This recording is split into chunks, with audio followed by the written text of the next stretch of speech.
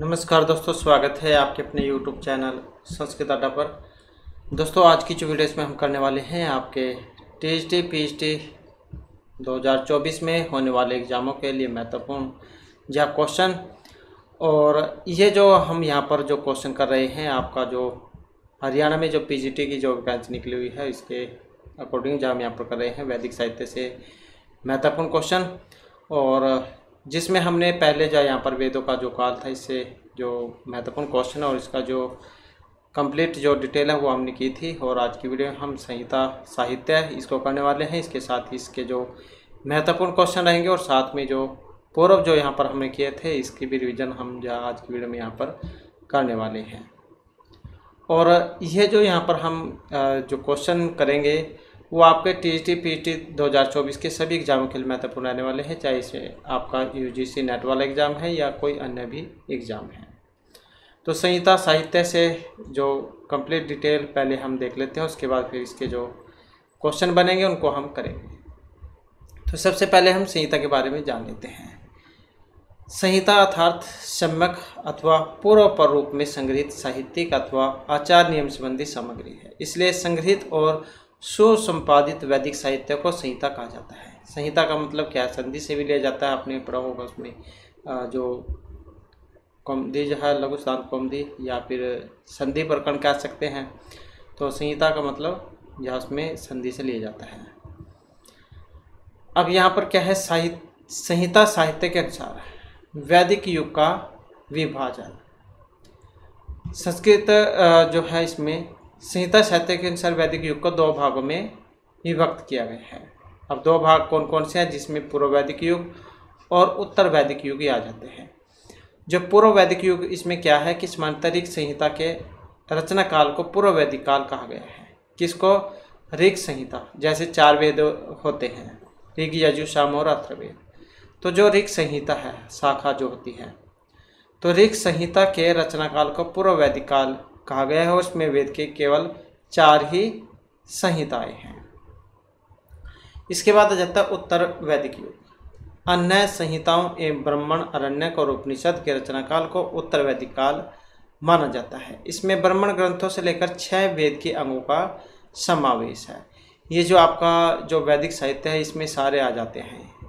जो यहाँ पर ये जो दिया गया है आपका, ये सारा वैदिक साहित्य जो है इसी के अंतर्गत आता है, जिसमें वेद का काल है, संहिता, संवाद, सूक्त, ब्राह्मण साहित्य, अरण्यक, ये वेद के 6 अंग, ये सारा जो आपका वैदिक जो साहित्य है इसके अंतर्गत आता है। अब यहाँ पर है कि वेद जो है विद ज्ञान धातु से बना है। ये वेद, इसका मतलब ज्ञान से लिया गया है और यह ज्ञान मंत्रों में समाविष्ट है। और इन्हीं मंत्रों के संकलन को हम संहिता कहते हैं। वेद 4 होते हैं, इसलिए उनकी संहिताएं भी 4 मानी गई हैं।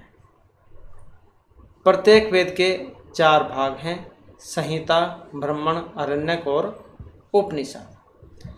संहिता मंत्रों का वह भाग है जिसमें वेद स्तुति वर्णित है एवं जिसको विभिन्न युगों में पढ़ा जा सकता है, जहाँ तक संहिताओं की विषय वस्तु प्रश्न है। तो ये जो यहाँ पर मंत्र श्लोक है, इसके माध्यम से बतलाया गया है। ऋग, यजुः, साम, अर्थ, आख्यान, वेदान, पूर्व आदि भिमुखई शस्त्रमिजाम स्तुति स्तोत्रम प्राश्चित वेदात क्रमात्।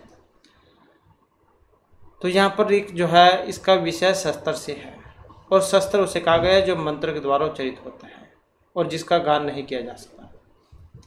यजुः का विषय इज्जा अर्थात यज से है और साम का विषय स्तुति सोम से है, अर्थात स्तुति के लिए प्रयुज्यमान ऋग समुदाय को उद्गाता द्वारा गाया जाता है। और अथर्व का प्रतिपाद्य विषय प्राश्चित से है। तो ये जो 4 वेद जो है, ऋग, यजुः, साम और अथर्ववेद, तो ये इनके बारे में है। सबसे प्राचीन वेद ऋग्वेद, शस्त्र के बारे में बताया गया है। और फिर जो यजुर्वेद है, यज्ञ आदि के बारे में बताया गया है। सामवेद गाय जा सकने वाला है, स्तुति सोम है। और जो अथर्व ऋषि के नाम पर जिनका नाम पड़ा था अथर्ववेद, तो इसमें जो है कर्मकांड वगैरह जो है इनके बारे में है, जादू टोने वगैरह ये सारे अथर्ववेद में हैं। तो इसमें प्रायश्चित जो इनके बारे में है। तो ऐसे 4 वेदों के बारे में बताया गया है। वैदिक साहित्य में संहिता साहित्य का विभाजन की बात करें तो इनकी संख्या 4 बताई गई है। तो वैदिक साहित्य में संहिताओं की संख्या कितनी है? तो ये 4 है। जैसे ऋग्वेद की संहिता हो गई। तो ऋग्वेद विश्व साहित्य का प्राचीनतम ग्रंथ है और विभिन्न देवताओं के स्तुति परक मंत्रों का संकलन है और इसकी उत्पत्ति विराट पुरुष के मुख से मानी गई है। जो वेद के जो 6 अंग होते हैं, शिक्षा, कल्प, व्याकरण, ज्योतिष और छंद, तो यहाँ पर ये जो 6 वेद के अंग हैं, इनकी उत्पत्ति वेद पुरुष के अलग अलग अंग से हुई है। तो ये आप याद रखिएगा। तो विराट पुरुष के मुख से जब उत्पत्ति मानी गई है और जिसके द्वारा देवता की स्तुति अथवा अर्चना की जाए उसे हम ऋग कहेंगे। ऋच्यते स्तुते यथा इति, तो ये है ऋग्वेद। और ये वाली जो लाइन है, पंक्ति, ये एग्जाम में पूछी भी जाती है। और इसी ऋचाओं के संग्रह का नाम ही ऋग्वेद है और इसका पुरोहित होता है। तो ये हमने कल वाली जो वीडियो थी उसमें भी पढ़ा था इसके बारे में। जैसे 4 वेद है, ऋग, यजुः, साम और अथर्ववेद, तो इनके जो ऋत्विक हैं वे भी अलग अलग होते हैं। जैसे यहाँ पर ये ऋग्वेद है, इसके जो ऋत्विक है इनका नाम ये होता है। इसी प्रकार से यजुर्वेद है, इसके जो ऋत्विक है इनका नाम अथर्वयु है। और इसी प्रकार से सामवेद है, इनके ऋत्विक का नाम मुद्गाता है। और इसी प्रकार से अथर्ववेद है, इनके जो ऋत्विक है इनका नाम ब्रह्मा है। इस प्रकार से जो है यहाँ पर ये 4 जो है वेद हैं और इनके ऋत्विक जो कि देवता का आह्वान करते था। ऋग्वेद में ज्ञान की महत्ता का प्रतिपादन किया गया है और ऐसा माना जाता है कि सृष्टि के आरंभ में ईश्वर ने वेदों का ज्ञान अग्नि, वायु, आदित्य और अंगिरा नामक 4 ऋषियों को प्रदान किया था। इसी कारण ऋषियों को मंत्रों का दृष्टा कहा गया है, सृष्टा नहीं, मतलब सृष्टि करने वाला नहीं। ऋषि मंत्र दृष्टारा न सृष्टारा है। मंत्र दृष्टा इन ऋषियों ने गुरु शिष्य परंपरा का निर्वाह करते हुए इन मंत्रों को अपने शिष्य को दिया। जैसे परंपरा होती है तो ये अपने शिष्यों को दे देंगे, शिष्य आगे दे देंगे। तो इस प्रकार से चिरकाल तक इनका मौखिक रूप से संप्रेषण होता रहा है, इसलिए मंत्र श्रुति भी कहे गए। लेकिन बाद में जब यह ज्ञान विस्तृत होने लगा तब उसको लिपिबद्ध कर दिया गया और इस प्रकार से मंत्रों का संग्रह किए जाने के कारण वेदों को संहिता के नाम से जाना गया। संहिता के नाम ऋग्वेद के 10,580/1/4 मंत्र हैं, 1017 सूक्त और तथा 1017 सूक्त 10 मंडलों में विभाजित हैं। महाभाष्यकार पतंजलि ने ऋग्वेद की 21 शाखाएं मानी थी। सबसे पहले तो 21 ही थी, अब तो जा कमी रह गई है। तो एक मिस्ता वहद वृक्षम, जिसमें साकल, बास्कल, आशुलायनी, शाखायनी, मंडुकायनी, इस प्रकार की ये शाखाएं हैं। आचार्य यास्क ने निरुक्त में देवताओं को 3 भागों में बांटा था, पृथ्वी, अंतरिक्ष और 2 स्थानीय। अब पृथ्वी स्थानीय जो देवता हैं इसमें कौन है? तो जैसे अग्नि, सोम और पृथ्वी आदि जो देवता हैं ये पृथ्वी स्थानीय देवता हैं। प्रत्येक में 11-11 देवता थे, इतना आप याद रखिएगा। तो 33 कोटि देवता आपने पढ़े होंगे, तो ये वही थे। इसी प्रकार से अंतरिक्ष है, इसमें इंद्र, रुद्र आदि जो देवता ही आ जाएंगे। और जो 2 स्थानीय देवता हैं इसमें वरुण, मित्र, उषा, सूर्य, ये वाले देवता आ जाएंगे। तो प्रत्येक में 11-11 देवता थे, 3 भागों में बटे हुए थे, टोटल 33 कोटि देवता थे। तो ये भी एग्जाम में पूछ जाता है कि पृथ्वी स्थानीय देवता कौन से हैं? अग्नि, सोम, पृथ्वी, अंतरिक्ष में इंद्र, रुद्र और 2 स्थानीय ये वरुण, मित्र, उषा, सूर्य आदि देवता। तो ये आगे भी इनके बारे में यहाँ पर बतलाया गया है। तो ऋग्वेद में 33 देवताओं की स्तुति की गई है। इसमें इंद्र तथा अग्नि का जो है सर्वप्रमुख स्थान है। और ऋग्वेद में लगभग 20 सूक्त ऐसे हैं जिन्हें संवाद सूक्त कहा गया है। और ये जो है यहाँ पर वेरी इम्पोर्टेंट है और एक तो आपको जो एग्जाम में देखने को मिलेगा ही मिलेगा इनमें से। जैसे पुरोरा उरोसी संवाद सूक्त है, ऋग्वेद का जो 10वां मंडल है इसका 95वां सूक्त है, 95 नंबर का। इंद्रवर्ण संवाद सूक्त है, ये 4-12 है, चौथे मंडल का 12वां सूक्त। इसी प्रकार से यमी है 10वें मंडल का 10वां सूक्त। सोम सूर्य संवाद होगा 10वें मंडल का 85वां सूक्त। शर्मापणि संवाद सूक्त होगा 10वें मंडल का 108वां सूक्त। इंद्र इंद्राणी संवाद सूक्त होगा 10वें मंडल का 86वां सूक्त। विश्वामित्र नदी संवाद सूक्त है 3रे मंडल का 33वां सूक्त। देवगण अग्नि संवाद है 10वें मंडल का 52वां सूक्त। तो ये कुछ यहाँ पर सूक्त हैं और इनके बारे में अगर आप विस्तार पूर्वक पढ़ना चाहते हैं, चाहे इनके ये परिचय है या फिर इनके जो मंत्र हैं, क्योंकि मंत्र भी एग्जाम में आते हैं, तो उसके लिए आप हमारी पुराने वाली जो वीडियो है वो देख लीजिएगा, क्योंकि ऐसे तो फिर जो सिलेबस बहुत ज़्यादा लंबा हो जाएगा। तो अगर आप पढ़ना चाहते हैं तो पुराने वाली वीडियो में जो आप कहीं से भी मिल जाएंगे। विषय वस्तु की दृष्टि से ऋग्वेद के समस्त सूक्तों को मुख्य 10 वर्ग में रखा जा सकता है। देवता, ध्रुपद, कथा, संवाद, दानस्तुति, तत्व, संस्कार, मांत्रिक, लौकिक तथा आपरी सूक्त। कुछ विद्वानों ने ऋषि, देवता, अर्थ तथा छंद सूक्त इन 4 भागों में रखा है। इन विविध विषयों का सन्निवेश होने के कारण ऋग्वेद अन्य वेदों की अपेक्षा अधिक गौरव है।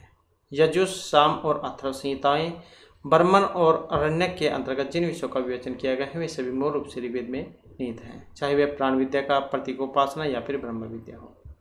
इसके अतिरिक्त ऋग्वेद के प्रथम मंडल के 164 सूक्त में लगभग 52 ऋचाएं प्रहेलिका के रूप में दी गई हैं और इन्हीं मंत्र में प्रहेलियां रहस्यात्मक और प्रतीकात्मक भाषाओं में दी गई है।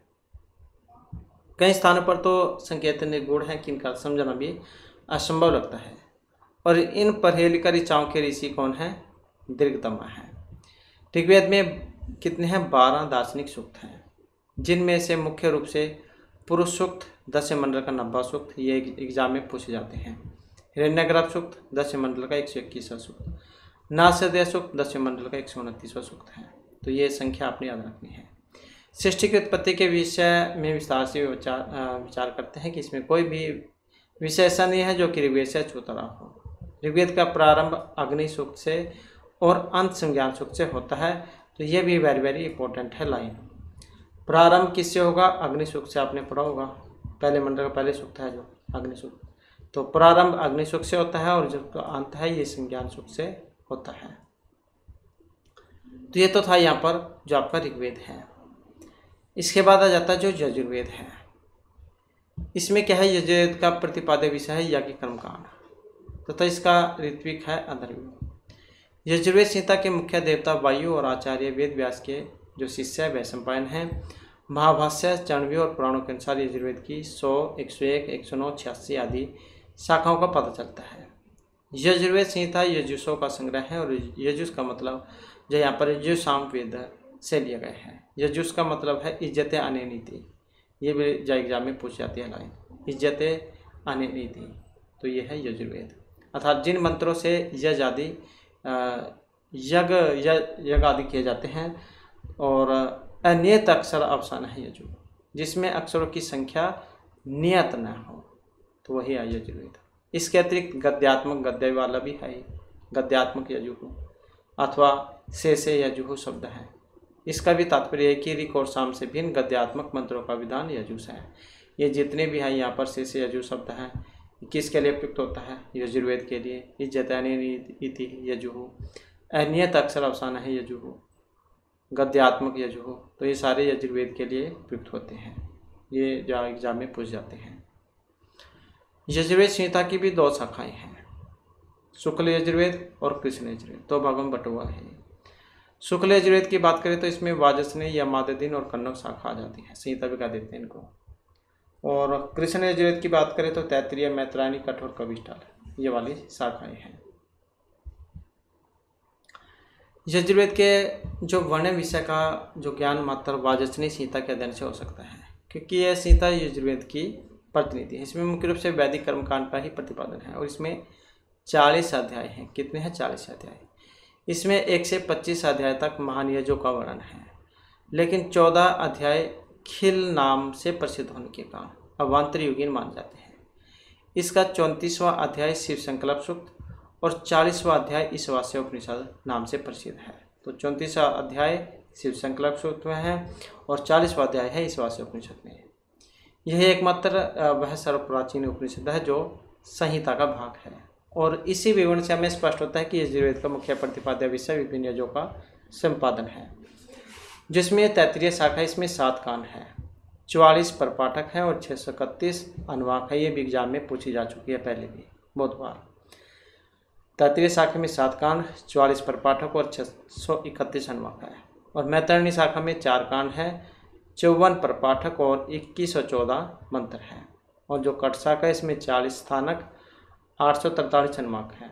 कपिष्ठल शाखा में 8 अष्टक और 48 अध्याय हैं। तो ये जो है यहाँ पर, ये शायद उसमें चंडीगढ़ में पीजीटी का एग्ज़ाम था, तो शायद उसमें जाए क्वेश्चन ये आए हुए थे, उसमें थे कि यूजीसी नेट उसमें भी आए हुए थे। तो ये इनके अंदर से जाए आते हैं एग्जाम में। इसके बाद आ जाता है जो सामवेद है। साम का मतलब गाने से है, गाए जा सकने वाला वेद है। ऋग्वेद के मंत्र जब विशिष्ट गान पद्धति से गाए जाते हैं तो उसे साम कहा जाता है। वस्तुतः ऋग्वेद की ऋचाओं का लयबद्ध गान ही साम है। सामवेद का मुख्य विषय है उपासना। इसमें समयाज संबंधी मंत्रों का संकलन है और इसके जो ऋत्विक क्या नाम है उनका उद्गाता और देवता सूर्य हैं। वर्तमान में राणारणीय, कौथमिया, जैमिनीय ये 3 शाखाएं उपलब्ध हैं। सामवेद को 2 भागों में बांटा गया है, पूर्वार्चिक और उत्तरार्चिक में। यहाँ पर अर्चिक से जो अभिप्राय ऋचाओं के संग्रह से है। पूर्वार्चिक में कुल कितने हैं? 6 परपाठक हैं इसमें, और उत्तरार्चिक में कितने हैं? 9। इन परिपाठकों का विभाजन अध्यायों और खंडों में हुआ है। प्रत्येक खंड में एक देवता या एक छंदपरक ऋचाएं हैं। पूर्ववार्चिक का प्रथम प्रपाठक अग्नि से संबंध होने के कारण अग्निपर्व या अग्निपर्व कहा जाता है। किससे? पूर्ववार्चिक का जो प्रथम प्रपाठक अग्नि से संबंध होने के कारण अग्निपर्व या अग्निपर्व कहा गया है। और द्वितीय से चतुर्थ प्रपाठक में इंद्र से संबंधित ऋचाएं हैं, इसलिए इसको इंद्र पर्व कहा गया है। पंचम प्रपाठक का संबंध पवमान सोम से है, जिससे पवमान पर्व इसे कहा गया है। षष्ठ प्रपाठक को अरण्य पर्व की संज्ञा दी गई है, क्योंकि इस प्रपाठक की ऋचाएं अरण्य गान के ही योग्य हैं। जबकि प्रथम 5 प्रपाठक तक की ऋचाओं को गाँव में गाया जा सकता है, इसलिए इन्हें ग्राम गान कहते हैं। एग्जाम में कई बार पूछ लिया जाता है जैसे ग्राम गान इसे क्यों कहा गया है? क्योंकि गांव में गाए जा सकते हैं तो ग्राम गान कहलाते हैं। गान 4 प्रकार के होते हैं: ग्राम या गेय गान, अरण्य, उह्या या फिर रहस्य गान। तो गान कितने प्रकार के होते हैं? 4 प्रकार के।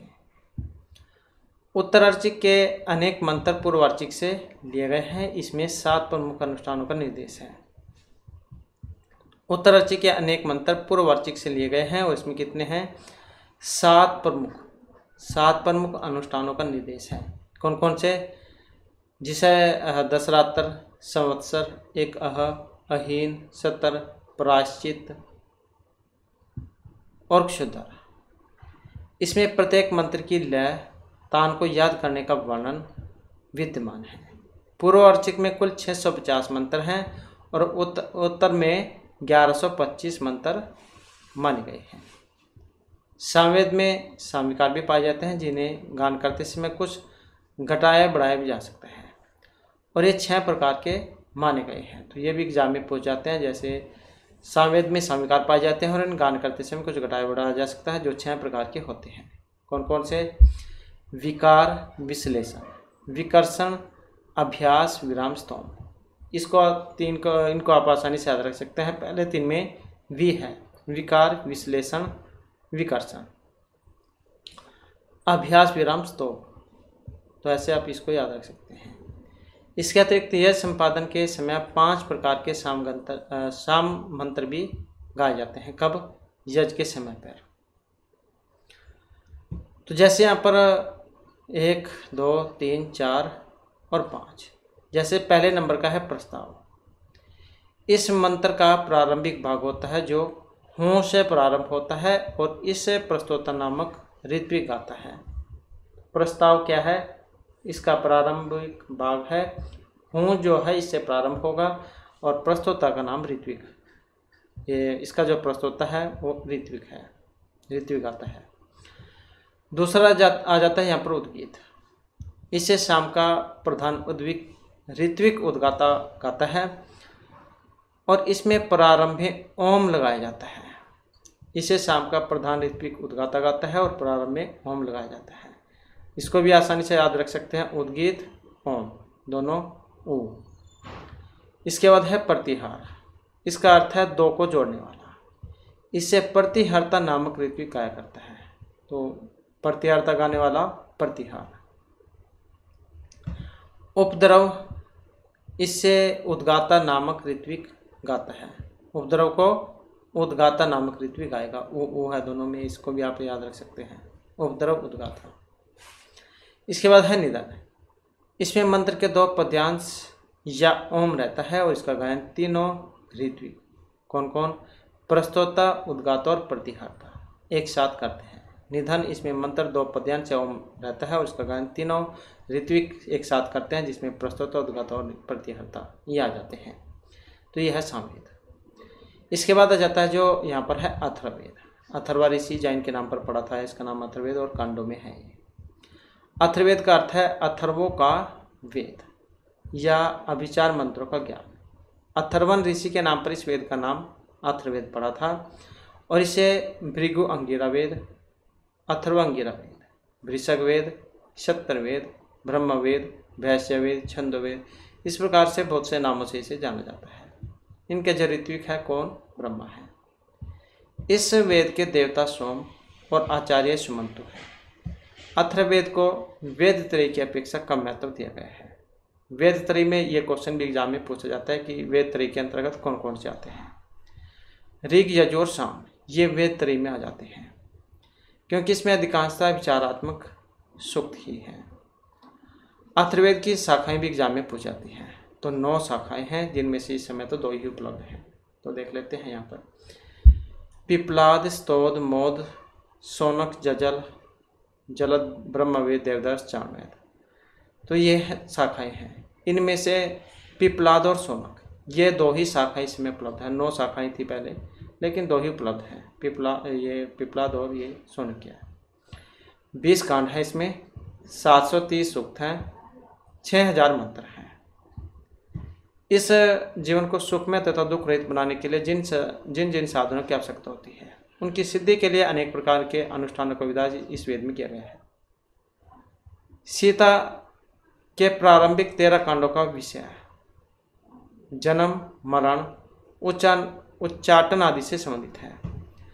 14वें कांड में विवाह, 18वें कांड में श्राद्ध और 20वें कांड में सोमयाग से संबंधित मंत्र दिए गए हैं, जबकि 19वें कांड में राष्ट्रवृद्धि एवं अध्यात्म परख सूक्त हैं।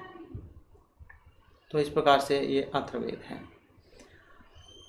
अथर्ववेद की विषय वस्तु के कुछ जो सूक्त है यहाँ पर बतलाए गए हैं, जैसे भैज्य सूक्त है।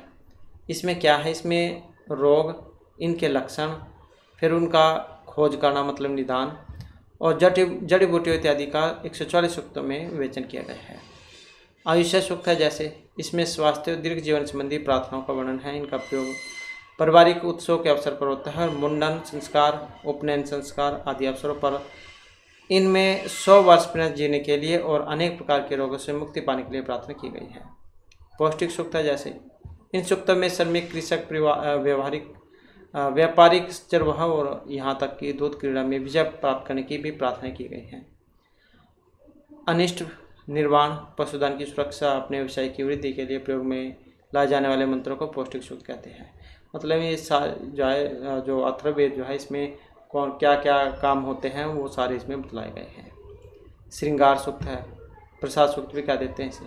भय से सुरक्षा, बुराई से बचना, आशीर्वाद, प्रसन्नता प्राप्त करने के लिए प्रार्थनाएं हैं। प्रायश्चित सूक्त, इन सूक्त में प्रायश्चित का विधान है तथा विभिन्न अपराधों के निवारक मंत्र है। इसमें केवल पाप के लिए नहीं है, अपितु यज्ञ और उत्सवों में भी गलती हो जाने के लिए प्रायश्चित करने का विधान है। स्त्रीकम सूक्त है, इसमें विवाह और प्रेम का निर्देश करने वाले, पति पत्नी में अनुराग को विकसित करने वाली औषधियाँ व मंत्र के बल से अपने प्रेमी को वश में करने वाले तथा सपत्नी मर्दन करने वाले मंत्र हैं और इन्हें प्रेम सूक्त भी कहा गया है। जैसे आज के समय में आता है तो लड़की वश में करने वाले, इस प्रकार के ऐड आपने कहीं दीवारों पर भी लिखी हुई देखी होंगी, पत्नी को वश में करें, लड़की को वश में करें। तो इस प्रकार से ये सारे जो अथर्ववेद में आते हैं, जादू टोने वाले, वशीकरण मंत्र वाले। राजकर्म सूक्त, ये सूक्त राजाओं और उनके कार्यों से संबंधित है। शत्रु को परास्त करने की प्रार्थनाएं, संग्राम संबंधी दुंदुभी, शंख आदि अनेक साधनों का विवेचन इसमें है। यजादि सूक्त, अथर्ववेद के 20वें कांड में कुछ यज संबंधी मंत्र भी है। ये सोमांग का वर्णन करते हैं और स्तुति परक मंत्र से लिए गए हैं। उसके बाद है कुंताप सूक्त, 20वें कांड में है और इनमें यज संबंधी दान, स्तुतियाँ, राजकुमारों और यजमानों की उदारता की प्रशंसा और अनेक पहेलियाँ और उनके समाधान हैं। अभिचार सूक्त, इस सूक्त में दैत्य, राक्षस, शत्रु आदि के उद्देश्य से किए जाने वाले विविध अभिचार, उनकी विधियाँ वर्णित हैं। दार्शनिक सूक्त, अथर्ववेद के अनेक सूक्तों से में ब्रह्मा, विराट, माया, ईश्वर, सूत्रात्मा, एकेश्वरवाद, जीवात्मा, प्रकृति, पुनर्जन्म, स्वर्ग, नरक आदि का वर्णन है। तो ये सब के सभी जो आपको अथर्ववेद में पढ़ने को मिलेंगे, उसमें जो है सारे आए हैं। इसके अतिरिक्त इसमें भूमि सूक्त, प्रासाद सूक्त, सोमनास्य सूक्त आदि का भी वर्णन है। ये सारे अथर्ववेद में ही है। भूमि या पृथ्वी सूक्त 12.1 है, 12 कांड का पहला सूक्त है। और इसके बाद फिर ये इसी के ऋत्विक है। यहाँ पर ऋग्वेद में, ऋग्वेद का जो ऋत्विक है इसका नाम होता है यजुर्वेद वाले का द्रव्यो, सामवेद का उद्गाता और अथर्ववेद का ब्रह्मा है। तो ये इस प्रकार से है। तो ये तो यहाँ पर जो हमारे जो 4 वेद जो इनकी संहिताओं के बारे में था। और इसके बाद फिर क्वेश्चन है यहाँ पर कुछ, हमने क्वेश्चन कल वाली जो वीडियो है उसमें जो हमने पढ़ा था उसके लिए हैं, और कुछ आज वाली वीडियो के हैं, जिससे आपके साथ में जारी रिवीजन भी होती रहेगी। तो यहाँ पर जो हमारा जो पहला जो क्वेश्चन है, प्रथम क्वेश्चन रहेगा, वेद शब्दस्य अर्थम अभिलक्ष्य शरणाचार्येण कह उक्तम। धर्म प्रातिपदिकम वेद है, ज्ञान लक्षणम वेद है, मंत्र ब्रह्मणात्मकम वेद है, या पुरुषे वाक्यम वेद है। तो क्या कहा गया था? पुरुषे वाक्यम वेद है। किसने कहा था? शरणाचार्य ने। इसके बाद है 4000 ईस्वी पूर्व इति ऋग्वैदिक रचना काल के विदुषाम स्वीकृत है। 4000 ईस्वी पूर्व जो यहाँ पर वेद का काल जो माना था, मैक्स मुलर, यास्किन, तिलकिन या फिर वेबरिन। तो किन के द्वारा माना गया था? आचार्य तिलक के द्वारा। नेक्स्ट है 1500 से 1200 ईस्वी पूर्व इति ऋग्वैदिक रचना काल है। 1500 से 1200 जो है ऋग्वैदिक रचना काल ये स्वीकार किया था जैकोबी, विंटरनिच, वेबर या मैक्स मुलर महोदय। और जो यहाँ पर ऑप्शन सी में है तो ये है वेबर महोदय। नेक्स्ट आ जाता है यहाँ पर कयोद्वयो विदुषो ऋग्वैदिक काल निर्धारण सामग्री समाना है। तो ये ऐसे दो कौन से हैं? Jacobi Weber, Max Muller Weber, Jacobi Tilak या विंटरनिच और वेबर। ऋग्वैदिक काल निर्धारण सामग्री समाना वर्तते। कौन से हैं? जो ऑप्शन बी में दिए गए हैं, जैकोबी और तिलक जो है यहाँ पर ये माने गए हैं। नेक्स्ट आ जाता है मैक्स मुलर महोदय ऋग्वैदिक कालखंड है। किन के अनुसार? मैक्स मुलर के अनुसार। तो इन्होंने कितना माना था? और इनके अनुसार माना गया है 1200 से 1000 ईस्वी पूर्व। और किसी के कई क्वेश्चन यहाँ पर गलत लगता है तो सही उत्तर के साथ आप कमेंट जरूर कर दीजिएगा, ताकि किसी को कोई क्वेश्चन में कोई डाउट ना रहे। इसके बाद है वैदिक तिथि नाम ज्योतिष आधार निर्धार का है। ज्योतिष आधार पर जो निर्धारण किया था लोकमान्य तिलक है, मैक्स मुलर है, वेबर या जैकोबी है। और ये है जो ऑप्शन ए में दिए गए हैं लोकमान्य तिलक। और वेरी वेरी इंपॉर्टेंट यहाँ पर क्वेश्चन है, ज्योतिष आधार पर गणना जो की थी ये लोकमान्य तिलक जो इन्होंने की थी। नेक्स्ट है मैक्स मुलर महोदय अनुसार वेदस्य रचना कालमस्ति। और इसमें देखें तो हमारा आंसर ऑप्शन सी वाला है, तो ये 1200 ईस्वी पूर्व। इसके बाद ऋग्वेद से संपूर्ण मंत्र संख्या कितनी है? तो ये है 10,580/1/4 मंत्र संख्या। नेक्स्ट है ऋग्वैदिक साकल सीता पदपाठ केंद्रित है। साकल वेद व्यासेन या शकाचार्यन या वैशंपायनेन। ऋग्वैदिक साकल संहिताया पदपाठ है। और जो यहाँ पर ऑप्शन ए में दिए गए हैं, तो नाम से भी आप याद रख सकते हैं, साकल, साकलेन। इसके बाद है ऋग्वेद से समुपलब्ध प्रचलित शाखा का स्त्री शाखायन, पास्कल, साकल या मंडुकायनी शाखा। तो ऋग्वेद की है। और जो यहाँ पर दिया गया है ऑप्शन बी में साकल शाखा, क्योंकि मुंडक मंडुकायनी जो है ये वाली इसमें नहीं आती है। तो यहाँ पर प्रचलित शाखा जो है ये साकल शाखा हो जाएगी।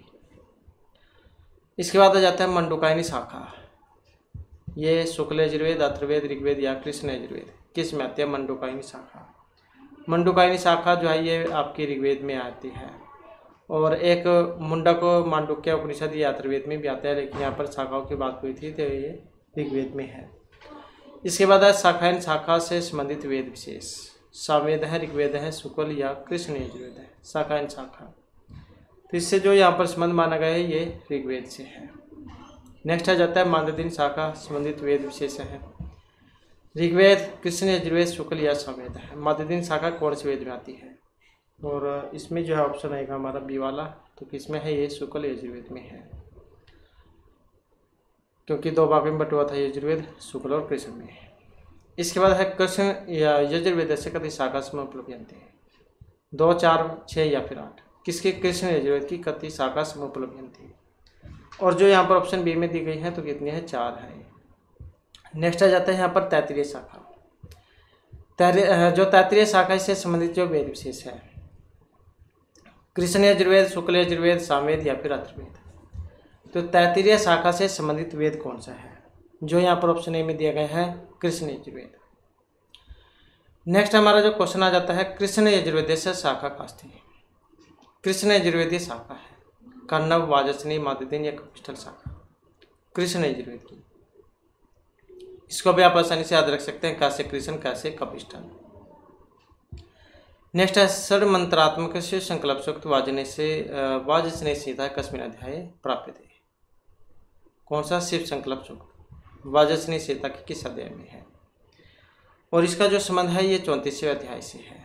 यह हमने उसमें भी पढ़ा था, तो यह है 34वें अध्याय में। नेक्स्ट आ जाता है ईशावास्योपनिषद वाजसने सीता कस्मिन अध्याय विद्यते। ईशावास्योपनिषद वाजसने सीता की किस अध्याय में है, तो इसका संबंध है 40वें अध्याय से। नेक्स्ट आ जाता है राणारण्य शाखा। इससे संबंधित वेद विशेष कौन सा है, ऋग, यजुः, साम या फिर अथर्ववेद। राणारण्य शाखा से अब इसका जो संबंध है ये सामवेद से है। नेक्स्ट आ जाता है ब्रह्मवेद। इत्यनेन अभितः वेद है, ब्रह्मवेद, भैष्यवेद, छंदोवेद, तो ये जो हमने पढ़े थे। तो इनका जो संबंध है ये अथर्ववेद से है। अथर्ववेद जो है इनके नाम है। नेक्स्ट है भीषक वेद। ये भी नाम है यहाँ पर, किसको कहा जाता है, तो ये भी अथर्ववेद का ही नाम है। भृगु वेद, ये भी अथर्ववेद का ही नाम है। इसके बाद ऐतरेय ब्राह्मण संबंधित वेद विशेष है। ऐतरेय ब्राह्मण से संबंधित जो वेद है कौन सा है, ऐतरेय ब्राह्मण का जो संबंध है ये ऋग्वेद से है। इसके बाद कौशिक की ब्राह्मण, इसका नाम है गोपद ब्राह्मण, शाखायन, ऐतरेय या शतपथ ब्राह्मण, कौशिक की ब्राह्मण का। और कौशिक की जो ब्राह्मण है इसको कहा गया है शाखायन ब्राह्मण। नेक्स्ट आ जाता है पंचविश ब्राह्मण। इसका भी अन्य नाम कर्णव, तवलकार, छांदोग्य या प्रौढ़ ब्राह्मण, पंचविश ब्राह्मण। तो इसका जो संबंध है ऑप्शन बी से रहेगा, तो ये छांदोग्य ब्राह्मण से है। नेक्स्ट है 30 ब्राह्मण से ब्राह्मणम की। जो 3 जो यहाँ पर दिए गए ब्राह्मण में इनमें अलग है, एक संहिता उपनिषद, उपनिषद, छांदोग्य या मंत्र ब्राह्मण, कौन सा है। अब तीनों में एक अलग है, ऑप्शन ए वाला, संहिता उपनिषद ब्राह्मण। नेक्स्ट आ जाता है सामवेद से ब्राह्मण किम नाम अस्ति। सामवेद में ब्राह्मण है मंत्र, देवताध्याय, आरसे या कपिष्ठल ब्राह्मण। सामवेद में, सामवेद की बात करें तो यहाँ पर जो है इसमें कपिष्ठल जो है ब्राह्मण आ जाएगा।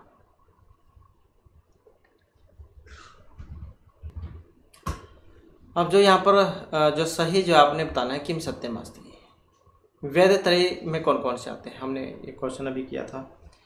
तो वेद त्रयी जो इसके रूप में कौन कौन से आएंगे, ऋग, यजुः और सामवेद, ये आ जाते हैं वेद त्रयी के रूप में। इसके बाद आ जाता है पुरूरव ऋषि समासूक्त। इनके बारे में विस्तारपूर्वक पढ़ना चाहते हैं तो पुराने वाली वीडियो में मिलेंगे। तो यहाँ पर अगर हम इनका क्रम पूछ लेते हैं, क्योंकि ये ज़्यादातर ये भी एग्जाम में आता है और वैसे मंत्र भी आते हैं। मंत्र तो आपने उसमें देखने होंगे। तो यहाँ पर जो इनका क्रम देखें तो कौन से मंत्र का कौन सा सूक्त है, पुरूरवा और उर्वशी जैन की प्रेम कथा है इसमें। तो 1095वां ये मंत्र है, 10वें मंडल का 95वां सूक्त। इसके बाद आ जाता है अगला क्वेश्चन हमारा, यहाँ पर यमयमी समासूक्त है। तो ऋग्वेदिक क्रम की बात करें तो 10वें मंडल का 10वां सूक्त है, और ये दोनों भाई बहन हैं, लेकिन ये दोनों जो आपस में मिलन चाहते हैं। नेक्स्ट आ जाता है विश्वामित्र नदी समासूक्त।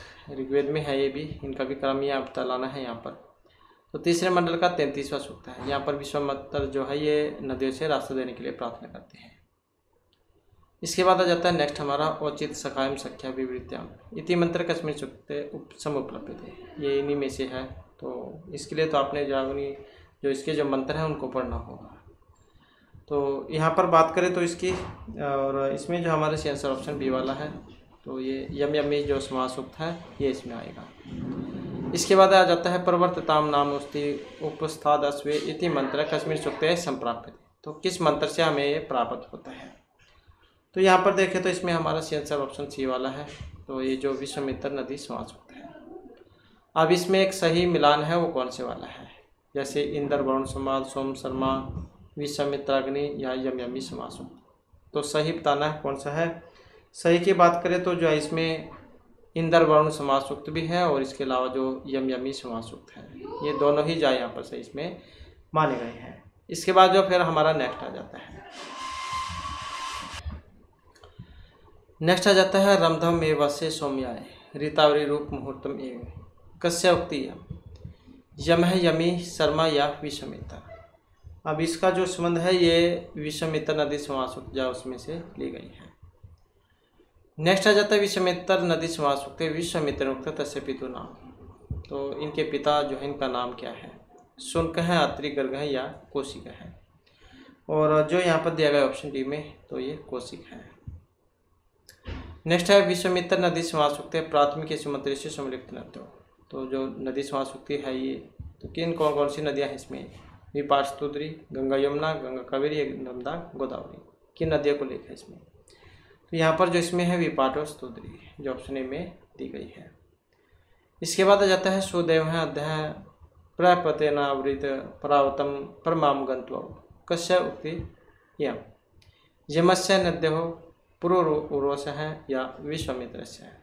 सुदेव है अध्याय और इसका जो संबंध है ये पूर्व उर्वशी समासुक्त जो है उसमें से ली गई है।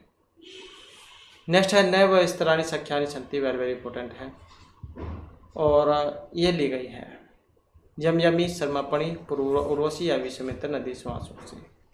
और इसका जो संबंध है ये रहेगा पूर्व उर्वशी समासुक्त से। नेक्स्ट जो हमारा आ जाता है यहाँ पर गर्भे नु नवजनिता दंपति कर दे त्वष्टा सविता विश्व रूप है कस्य उक्ति यमा नद्यो उर्वश्य या शर्माया। तो इसका संबंध है यमी से, यम यमी जो समासुक्त है उसमें से है कि जो परमात्मा जो उन्होंने गर्भ में ही हम दोनों को पति पत्नी जा बना दिया था। तो इस प्रकार का ये मंत्र है क्योंकि ये जैसे संभोग चाहती है इसकी यमी की बहन अपने भाई से। नेक्स्ट किम भ्राता सिद्धनाथम भवाति किम ओ सवसा यत न रीति निगच्छात कस्य उक्ति नद्यो यम्या शर्माया या उर्वशी। तो यहाँ से आप समझ गए होंगे इसमें तो यम यमी समासुक जो उसमें से है क्योंकि भाई का मतलब जो यहाँ पर ये यम यमी दोनों भाई बहन थे तो उससे है। इसके बाद है पुरोरा उर्वशी समासुक्ते उर्वशी का स्त्री देवसुनी है, देवदूती है, अप्सरा या फिर देवी है। पुरोरा उर्वशी समासुक्त में उर्वशी कौन है। अब इसका जो संबंध है ऑप्शन बी से है। तो कौन है यहाँ पर, एक ये जो इसमें अप्सरा है। तो इस प्रकार से जो यहाँ पर इसमें रहेगा ये। इसके बाद जो हमारा नेक्स्ट आ जाता है इति तवादेवा इम अहो एला इत्यत्र एलह का पूर्वा यम है विश्वामित्र यापनी। और इसमें जो यहाँ पर एलह जो आया है इसका संबंध पूर्वा से है।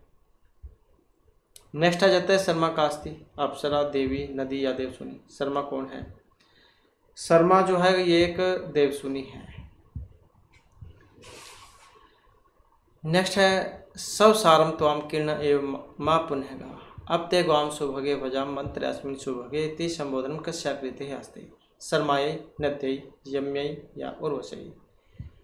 तो इसका जो यहाँ पर संबंध है तो किससे है, शर्मी से है। शर्मा पाणी समासुक्त है उसमें से है। इसके बाद आ जाता है पणि भी अभिदेशु मंत्रेशु ऋषि का। शर्मा पणि जो समासुक्त है इसमें ऋषि है। पणि विश्वामित्र, वामदेव या ग्रीष्मद है। तो यहाँ पर जो इसमें आए हैं पणि ही। इसके बाद है पूर्वा उर्वशी आख्यानम कश्मीर ब्रह्मणे वर्णितम अस्ति। कौन से ब्राह्मण से है, तांड्य वंश सतपथ या इतरे ब्राह्मण से। तो इसका जो यहाँ पर संबंध है ये सतपथ ब्राह्मण से है।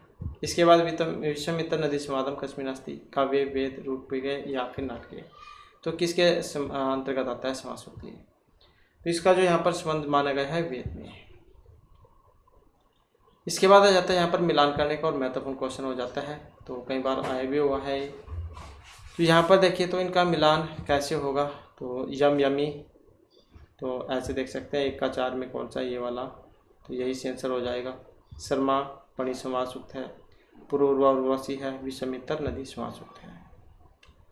इसके बाद आ जाता है अर्वाचिंतम ब्राह्मण ग्रंथ का शाखान गोपथ सतपथ या इतरे ब्राह्मण। तो अर्वाचिंतम है यहाँ पर। अर्वाचिंतम की बात करें तो यहाँ पर ऑप्शन सी से माना गया है। तो ये गौपथ ब्राह्मण है, और ये अथर्ववेद जो है इसमें अकेला ही ब्राह्मण आता है, गौपथ ब्राह्मण। इसके बाद वर्ण व्यवस्था में समुचित क्रम है। तो वर्ण व्यवस्था के अनुसार 4 जो जातियाँ थी, ये ब्राह्मण, वैश्य, क्षत्रिय, शूद्र, तो इनका क्रम बताना है। तो 4 जो यहाँ पर है, इनको ऑप्शन बी वाला रहेगा, ब्राह्मण, क्षत्रिय, वैश्य और शूद्र। तो अलग अलग जावेद पुरुष के अलग अलग अंग से इनकी उत्पत्ति हुई ऐसा माना जाता है। नेक्स्ट आ जाता है जैमिनी ब्राह्मण से नामांतरम के मस्ते। तबलाकार, षड्वीं, सारस्य या वंश ब्राह्मण। जैमिनी ब्राह्मण, तो जैमिनी ब्राह्मण की बात करें तो यह है तबलाकार ब्राह्मण। इसके बाद आ जाता है अरण्य ग्रंथानाम संबंध है। विद्यार्थी, ब्रह्मचारी, वानप्रस्थी, गृहस्थी। अरण्य का मतलब क्या है? जंगल से है, तो यहाँ से भी आप इसका मतलब लगा सकते हैं। तो ये वानप्रस्थी से है, जो वन में रहने वाले। इसके बाद आ जाता है ऋग्वेदीय अरण्य ग्रंथानाम संख्या 8, 2, 4 या फिर 6। अरण्य ग्रंथों की संख्या तो ये 2 से मानी गई है। इसके बाद है मैत्रायणी अरण्य के कति पर पाठकानि सन्ति। 24, 18, 16, 7 मैत्रायणी अरण्य में। तो इसमें प्रपाठकों की बात करें तो ये 7 है। इसके बाद है ऋग्वेद से शिक्षा वेदांगम अस्ति। ऋग्वेद में पाणिनि, नारदीय, मांडव्य या याज्ञवल्क्य शिक्षा। ऋग्वेद में कौन सी शिक्षा है? और इसमें जो मानी गई है पाणिनि शिक्षा। नेक्स्ट है नारदीय शिक्षा। ये किस वेद में है? सामवेद, ऋग, अथर्व या कृष्ण यजुर्वेद में नारदीय शिक्षा। तो नारदीय शिक्षा जो है ये सामवेद में है। इसके बाद आ जाता है मांडुक्यन शिक्षा। ये यजुर्वेद, ऋग्वेद, अथर्ववेद या सामवेद किस में है? और इसका जो संबंध है ये अथर्ववेद में है। मांडुक्यन शिक्षा जो है ये अथर्ववेद में है। मांडुक्यन शिक्षा का संबंध अथर्ववेद से है। इसके बाद आ जाता है सामवेद में जो श्रोत्र सूत्र है, जैमिनी, वराह, कठ या व्याख्यानस कौन सा है? सामवेद में श्रोत्र सूत्र। तो श्रोत्र सूत्र जो है ये जैमिनीय है ऋग्वेद में, इसमें सामवेद में। नेक्स्ट आ जाता है हमारा कृष्ण यजुर्वेदीय। इसमें कौन सा है श्रोत्र ग्रंथ? एक नहीं में पूछा लिया गया है यहाँ पर कृष्ण यजुर्वेद में। अब नहीं है तो ऑप्शन सी वाला आश्वलायन। इसके बाद आ जाता है कौशित की श्रोत्र सूत्र से नामांतरम। आश्वलायन, शाखायन, खादिर या वराह। कौशित की श्रोत्र सूत्र से अन्य नाम भी है इसका, तो ये शाखायन है। इसके बाद है कस्य विदस्य धर्मसूत्र ग्रंथ नास्ति। किस कौन से का एक धर्मसूत्र नहीं है? ऋग, अथर्व, यजुर या सामवेद का धर्मसूत्र नहीं है इसका, तो जो ये अथर्ववेद है। इसके बाद आ जाता है हमारा संप्रति व्याकरण वेद अंगस्य प्रतिनिधि ग्रंथ है। शब्द अनुशासन, व्याकरण महाभाष्यम, परिभाषेन्दु शेखर, लघु सिद्धांत कौमुदी। संप्रति व्याकरण वेद अंगस्य प्रतिनिधि ग्रंथ है। कौन सा है? तो ये शब्द अनुशासन है। वेरी वेरी इंपॉर्टेंट है और बहुत बार जो एग्जाम में क्वेश्चन आ भी चुका है। व्याकरण वेद अंग का प्रतिनिधि ग्रंथ शब्द अनुशासन। इसके बाद आ जाता है वेद के जो 6 अंग हैं, इनका क्रम कौन सा है? क्रम जो यहाँ पर ऑप्शन बी में माना गया है शिक्षा, व्याकरण, छंद, निरुक्त, ज्योतिष, कल्प। 6 जो वेद के अंग हैं। इसके बाद आ जाता है यहाँ पर यम यमी जो समास सूक्त है। ऋग्वेद के किस मंडल से संबंध है इसका? यम यमी ऋग्वेद के 10वें मंडल का 10वां सूक्त है, तो ऑप्शन 1 वाला हो जाएगा। इसके बाद है कस्मिन सूक्त है नदी नाम शांति अर्थ प्रार्थना की थी। नदियों से शांत होने के लिए प्रार्थना की गई है ताकि अपना जल नीचे कर ले और वह अपना जो मार्ग है रास्ता वो पार कर ले। तो यह जो इसका जो संबंध है ये विषमित्र नदी समास सूक्त से है। नेक्स्ट आ जाता है यहाँ पर वेद निर्माण प्रक्रिया, ये हमें प्राप्त होती है सुलभ गृह धर्म या वासुदेव सूत्र में वेद निर्माण प्रक्रिया। तो इसका जो संबंध है जो ऑप्शन ए में है सुलभ सूत्र में। नेक्स्ट आ जाता है हमारा सायणाचार्य अनुसार स्वर वर्ण नाम उच्चारण, कल्प, व्याकरण, ज्योतिष, शिक्षा। सायणाचार्य के अनुसार स्वर वर्णों का उच्चारण और इसका संबंध है शिक्षा से। नेक्स्ट है चरवैती और वेरी वेरी इंपॉर्टेंट क्वेश्चन है चरवैती। इति वाक्यांश कस्मिन् ब्रह्मण ग्रंथे अस्ति। ऐत्रेय, गौपथ, तैत्तिरीय या शतपथ में। अब इसका जो संबंध है जो ऑप्शन ए में दिया गया है, तो ऐत्रेय जो ब्राह्मण है उससे इसका संबंध है चरवैती से। तो इस प्रकार से जो हमारे आज की क्लास में महत्वपूर्ण क्वेश्चन थे नेक्स्ट वीडियो इसमें हम नया जो भाग है उसको जो शुरू करेंगे। और दोस्तों हमारे साथ अंत बनाने के लिए धन्यवाद।